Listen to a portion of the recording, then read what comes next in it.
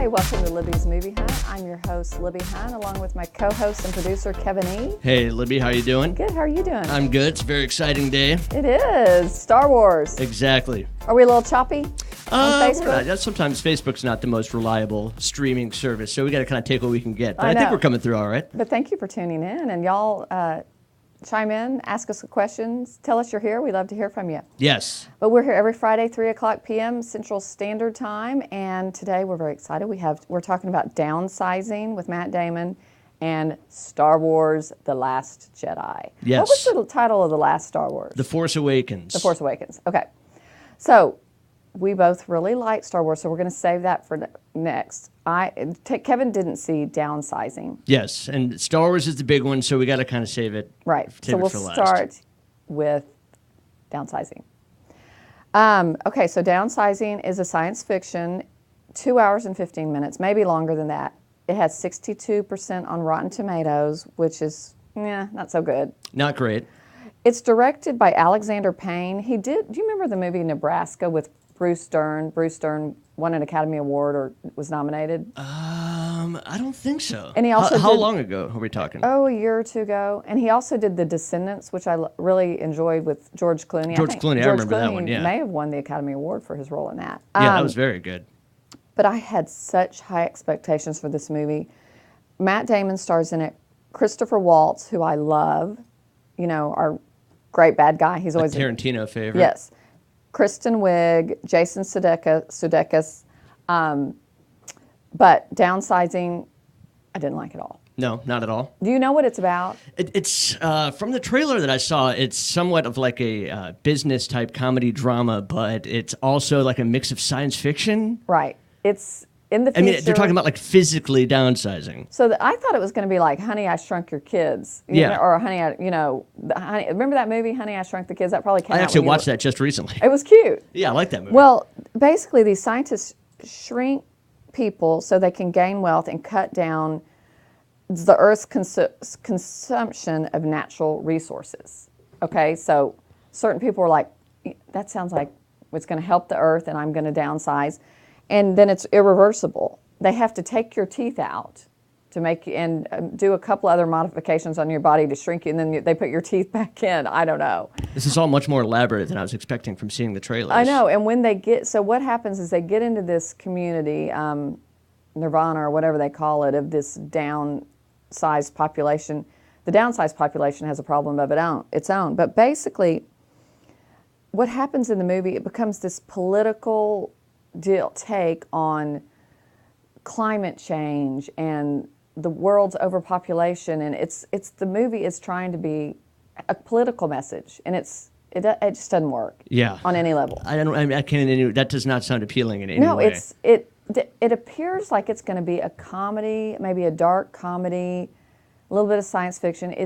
I don't know what it's supposed to be. What it's trying to accomplish. And then at the end, there's really no resolution. I can't even explain this movie to y'all. I'm literally giving it a bag full of kernels. Do you want to roll a clip first? Let's just, oh gosh, yeah, probably should do that, because the clip you're going to like, I think. Let's roll it. And now, an exclusive look at Downsizing this Christmas. A lot of small communities cropping up out there, but Leisureland's where you want to be. The kids love Cheesecake Factory, and Leisureland's got 3 of them. Plus, it must feel good to know you're really making a difference. You mean all that crap about saving the planet? Downsizing is about saving yourself. In Leisureland, your $100,000 translates to $12 million. Pretty nifty, huh?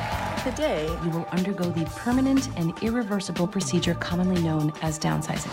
Nervous? Little. And you may ask yourself, I'll see you on the other side. right, am I wrong? And you may say to yourself, my God, what have I done? I bet you're hungry. Isn't that cute? Oh my God. Rolling Stone raves. Downsizing is a visionary masterpiece. It's a spectacular and ingenious comedy. Sometimes you think we're in the normal world. Oh my God. And then you realize we're not. Downsizing this Christmas.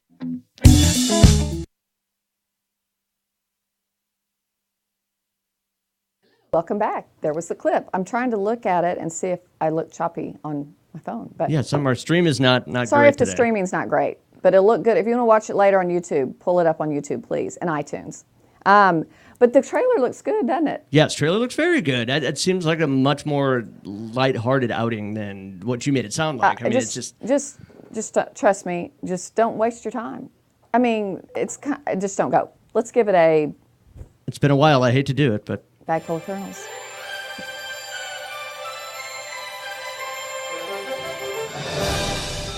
We've not done that in so long. I forgot what it looked like. Yeah. A cute little deal there. hate to have to do it, but I know. It got a bag full of kernels. But let's move on to Star Wars. yes, Okay, so Kevin, y'all, is the biggest Star Wars maniac I know. nerd, whatever you want to call it. He just loves it. But so before I knew this movie was coming, and so I was at Bed Bath & Beyond, and I got him a little cute, let's put it on camera, Oh, hold on. Pez switch back to you there. dispensers. It's got the Star Wars. Look how cute that is. Got a little Millennium Falcon on there. You know how, but remember the Seinfeld episode, Pez are really hard to load. Yeah, I don't even know if you like them, but I thought this was I cute. do. No, that's awesome. So we'll put that up right there. Then, so I went to the 6 o'clock show with my son last night, and it was the fan show. There was a name for it, fan something. And it starts at 6 o'clock? 6 o'clock. It was $30 a ticket. I didn't know that. I had pushed go. Yeah, that's pretty. Well, that's what pretty you steep. got with it was a free bucket of popcorn. You got trading cards. These are for you, Kevin. Star Wars trading cards. Awesome. With all these fun little things. And you got a little movie poster. I love pretty much any Star Wars swag that you have to offer. So this is all for you. That and rocks. then I really flipped out, and when I was getting my free popcorn, I bought you a BB-8. Nice. Cute. I love the pop figures. My little young friend here, and a Looks like a first stormtrooper. First order. How did you know that was the first order? Because you could tell by the mask, the helmet. So these are for my buddy Kevin. Thank little you. goodies. So 93% on Rotten Tomatoes. Directed by, his name is Ryan Johnson, I believe. Yes. He did Looper, is really the only movie I'm familiar with. And I love that movie. It's a great science fiction film, but it's a very serious, kind of dark science fiction film. So I was wondering if this would have serious dark undertones, which it kind of does. And this movie runs 2 hours, 30, 40 minutes, when you say? It is actually, I believe I have this information correct, the longest Star Wars film to date. Okay, I didn't mind it being too long. I did not either. I thought the pacing felt very brisk while I was watching it, for sure.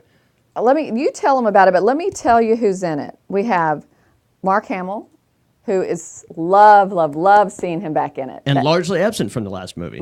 Totally. So that was so much fun. Carrie Fisher is in it a lot more than I thought she would be. The guy who plays Finn, John Boyega. Yes. Adam Driver, who plays Kylo, who you really end up loving him in this. Yeah, I mean, Daisy Ridley it's hard plays not to give anything Rey. away. Yeah, I know it's hard to. Oscar Isaac who plays Poe, and supposedly he's like a fan favorite. I didn't realize everybody he is. liked He's him. my favorite of the new characters for the new trilogy. I was really excited about Benicio del Toro, but I felt like he wasn't miscast as much as It could have been played by anybody. or he was wasted. I don't know. That's what I thought. I'm like, anybody could have done this And role. why did he have that stutter? I don't know. Yeah, I don't know. And then Not really that necessary. Laura Dern played Admiral Holdo. I think that's it. I love her in anything. So Yeah, that was she was fun. great. And then I just realized I didn't put it together. Billy Lord, Carrie Fisher's daughter, plays Lieutenant Connix. Oh, I didn't know that either. That was Billy Lord. Oh, Isn't that I had no fun? idea. She's an actress. It's a nice little piece of trivia. So tell us, that's who stars in it. I'll let Kevin tell more about it. Well, I mean, this one is a little bit different because it's kind of the first Star Wars movie that really takes place right after a previous one ended. I mean, they really never pick it up right where it left off. There's usually some Right. time that's lapsed between it, even up to 30 years or so. You just never know how it's going to go. Well, I mean, that's usually between trilogies, but this one pretty much starts off right after. So the Starkiller base has been destroyed, and the First Order knows where their base is, and they're attacking the Resistance. And the Resistance is fighting back, and there's an aerial battle and a space battle that ensues. It results in the destruction of a bunch of their ships, and they basically end up on the run. They can't flee in light speed because somehow they're able to track the light speed now, which you don't know yet, but you find out. Right. And so they're basically coasting just fast enough to avoid the cannons on the Star Destroyers and trying to stay alive basically as they're running out of fuel, which I kind of liked. It reminded me of almost the Falcon trying to escape the Empire in what we saw in Empire Strikes Back. So that part's good. And like Empire, you have all of your main characters off doing something kind of different. They're not all together like they usually are. I mean, Rey and Finn don't even reunite until quite a ways into this film. And then you have, similar to the Luke training on Dagobah, Rey trying to get Luke to train her on the remote island where he has become a hermit. And then along the way, they're kind of explaining why Kylo Ren went to the Resistance and why Luke kind of became a hermit and why he wants nothing to do with the Jedi anymore. So you have all these different stories going at different points until they all merge, but it's hard not to spoil anything, but nothing was how I thought it was going to be. Oh, really? I wouldn't have predicted almost any of the events that happened in the movie. At one point, Kylo's character seems like he's becoming a good guy. Yes, and they kind of try to do that. They're kind of jerking at your emotions. You don't know which way it's going to go. I know. And you're right, it does take off from when the last one was. And the last one kind of confuses me, but I have to say, I wasn't confused. I totally got it. I had maybe 2 or 3 questions to my son, but not much. I mean, because he's like you, he knows everything. So you were saying Force Awakens. What was the one you were saying? Empire Strikes Back. What movie was that in the series? That is episode 5 of the original trilogy. Okay, because people are saying that they like this as much as that one. I'm reading a lot. Is that what we're seeing a lot? Yes, that was the second movie Star Wars ever made with George Lucas not at the helm. It was directed by Irvin Kershner, and it's kind of widely regarded among Star Wars fans as the best installment. I mean, it's like every nerd's favorite movie, favorite Star Wars movie. But I feel like people adore this one. Yes, so and I far. think this is kind of becoming the same one. And it is one where at the end everything's not all wrapped up neatly in a little bow, you know, everything's somewhat in disarray as you come to the conclusion, which I think people were somewhat expecting because it cues it up for the final chapter of this new trilogy. And I would say it does that. It's every bit as satisfying, as emotional, as epic as Empire Strikes Back was. I would say it's more epic than The Force Awakens, even if The Force Awakens was more emotionally satisfying at the end. Exactly. Well, I felt like my expectations were low. I'm not even a huge Star Wars fan, but the other ones I haven't liked very much. And then, like, you know, that just wonderful theme music from John Williams started rolling, and I was like, oh my God, I could just tell that I was going to like it. Was just like euphoric or something. And it was a good mixed bag. I mean, it's a good combination of like the classic music that you've heard a million times mixed with some of the original scoring that you heard in The Force Awakens. Exactly. And yeah, it's pretty great. It's real. Let's show a clip before we go on talking. Oh yeah, good more idea. About it.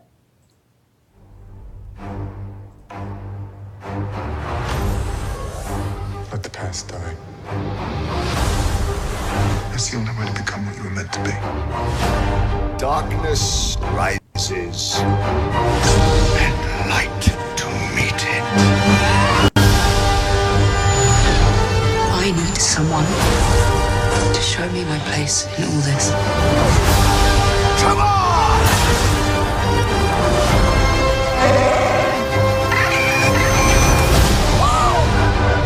This is not going to go the way you think.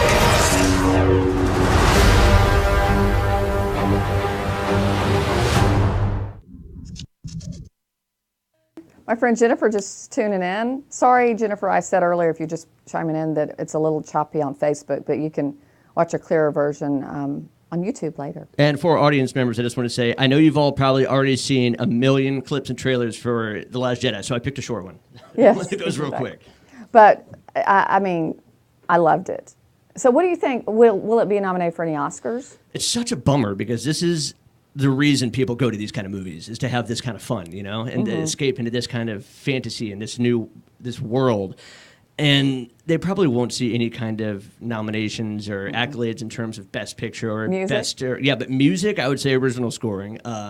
Visual effects, outstanding. Really good. Like we've seen in some of the previous, at these new Star Wars films, they have an ability to bring older characters back to life kind of in ways that are very, very cool. So I would say on visual effects, definitely. Music's definitely. Costuming, for sure. There's been some stuff there. And possibly video editing. I mean, it looks really, really sharp. And it's consistent with what we saw J.J. Abrams do in The Force Awakens. So I mean, it's just such a great movie. I hate that something like this probably won't ever see any big Oscar nominations, but that's just the way it is. This director, will he do the next installment? I hope so. Originally, Colin Trevorrow was signed on to direct the 9th episode, the same director of Jurassic World. Okay. But he backed out of the project, so now J.J. Abrams, who did Force Awakens and 2 Star Trek remakes, is now at the helm of the new episode of the next one. Yeah, okay, and he never lets it down. So I mean, but who did the one before this one? Who directed that? J.J. Abrams. Okay, but we didn't love that last one. I thought it was great. You did? Yeah. Okay. And they actually have about the same. I think they're both 93% on Rotten Tomatoes. But obviously, they filmed this. Did they film it back to back because Carrie Fisher was still alive? Yeah, I think they pretty much just wrapped most of her filming around when she passed in 2016. So. And I don't want to give anything away about but I think everyone knows that her character is supposed to also be in the next one. But Mark Hamill. Can we say? Is that a spoiler? Or? That's a big spoiler. So yeah, so we won't say anything. But I really, since I saw this movie when the very first one when I came as a teenager or whatever, I just loved him being in it. And I would bet every dollar I own that yes, Mark Hamill will be in episode 9, no doubt. I wonder why he had a beard. Did he have a beard the last one? I think the beard thing is supposed to be like a callback to the whole Jedi Master persona. Because, I mean, when you go back and watch the prequels, which they actually reference a lot in this movie, which I don't think The Force Awakens hardly mentioned the prequels at all. But this one does. They mention Darth Sidious and the fall of the Old Republic and that kind of stuff. And so in those series, the Padawan, the young Jedi, would always have kind of a short haircut, and then the Jedi Masters always had like a full beard. If you go back and look at like Obi-Wan Kenobi and Qui-Gon Jinn and all that stuff back then. So I think that's why they incorporated the beard. And I think it is a cool look. It does give him that Jedi Master persona. That's so funny that you know that. When he on that little island, those little owl-looking creatures. The porgs. Porgs. Well, my son was saying that they started merchandising those a long time ago. They've been selling out. Because I was like, oh, they're so cute. Oh, exactly. They're like the new BB-8s of this particular movie. Yes. Just to sell a bunch of toys. Or the new Ewoks, if you want to call it that. Well, because, and Chewie's in it. I love Chewie. Yes, Chewie is great. I mean, and honestly, as the series goes on and on, not just because of things that happened in the story arc, but just because of the age of people. Yes. A lot of those favorites we're going to see less and less of. Right. But, I mean, the way that people like Chewie and Yoda were created originally, it's like you can almost keep those going forever. You can always find a guy to throw on the Chewbacca suit and exactly. have him be and all there. the robots. Yes, yeah, exactly. But it felt very nostalgic. I'm having a hard time talking today. I just loved it. I really tugged at my heartstrings. Me too. I mean, I maybe had chills at one point. Emotions just are all over the place in this one. I was very happy. I was very happy too.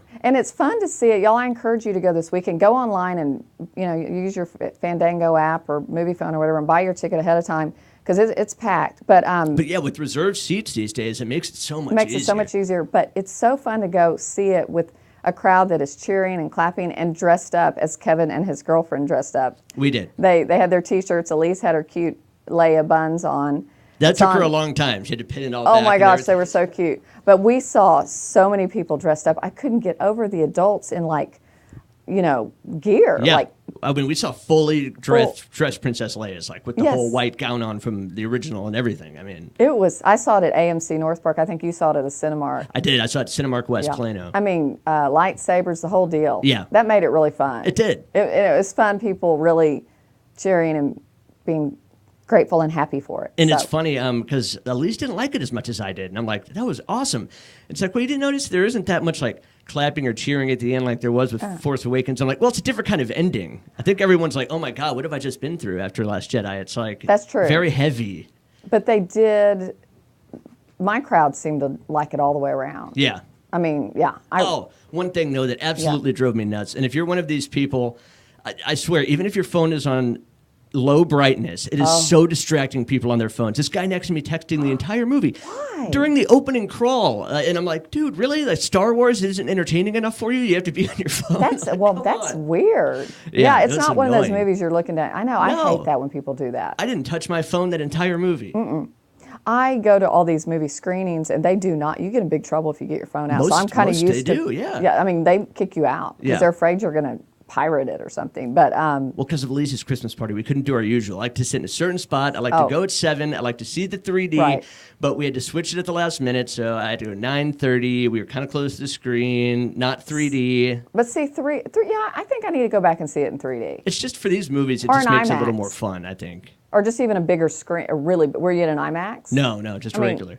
Yeah.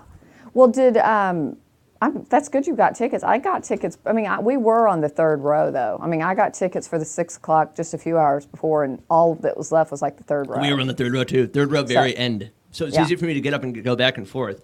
Yes. And that's another thing Elise says, like, you're crazy. You can't believe how you'll get up and, like, go get a snack or something. I'm like, I'm going to see this, like, 5 times. So, it doesn't matter. Did you... So, yeah, you're probably tired today. You stayed up late. I did, yeah. I didn't get home till like 1, and then I stayed up because I was just in such a... I was like all hyped up after it, you know? You don't feel like going home and going to bed. Well, they had also yesterday, I couldn't fit it in, the movie before, I keep forgetting the name of it. You keep telling me. Force Awakens. Force Awakens, they had a double feature. Oh, that's a good idea. Yeah, you could see that and then this one after it. That would have been fun. That would have been. It just kind of, would have it helped, maybe? Yeah, I mean, to see them that, because nobody so far has had the opportunity to see them both that closely together, so I think I probably would. I watched it last week just to kind of brush up. Yeah, but I was, I think that would be pretty cool. I would say if you're an older woman or man like me, that even if you hadn't seen the Star Wars movies, you would still enjoy this movie. Yeah, I think so. That's how good it is. Yeah, as a standalone. Right. There are some things you're going to be kind of like, wait, what? Like the whole relationship between Rey and Kylo Ren and all that. It does kind of matter because it picks up right where he lives off. But no, you're right. As a standalone, it's good. And it has a lot of surprises, tons of surprises. Tons of surprises. You'll learn new things about characters you thought you knew the whole time. You'll learn new things about the Force that these characters can do. I mean, it's very interesting. Wouldn't you say that the weakest, you may not agree with me, the weakest link to me is Rey's character, and she's so important. She's incredibly important. I don't love that actress. I do. I like Rey's character. I'm glad it's a woman. Yeah. I'm glad it's her, but I just don't know. In my opinion, Poe Dameron steals the show every time. Oh, yeah. He's the best. He's a fan favorite. He is. He's like the new version of Han Solo. He's kind of the Exactly. bad boy. That's what I kind of said character. exactly when I left. But I kind of wish they'd picked someone different for Rey, but I don't know who it would have been. But yeah, you're totally right on Poe. He's just nails it. He's and great. Finn is good too. Yes. I love. And what about that Asian girl? Wasn't crazy about that actress that played. I wasn't either. She just wasn't very dynamic. I didn't think she was a great actress. She didn't push me one direction or another No. emotionally or narratively. No, I didn't. I kind of like that you see some of the background of Finn and Rose, but I don't know that it's necessary. So yeah, that may be one of the weakest areas of the film, there, but it in no way hampers the quality of it. It's and just right somewhere in the middle was the movie could have picked up a little bit. yeah. The beginning and end were the best, but bottom line overall. Yeah, what great do you beginning, want to great give end. it? New vehicles, all kinds of new stuff. I'll let you pick. I wish I could give it Oscar worthy. We just know that it won't. We just know that, yeah. We'll give it, but I always like to say highly popcorn worthy. All right, this is, in my opinion, this is as popcorn worthy as you can get without being Oscar worthy.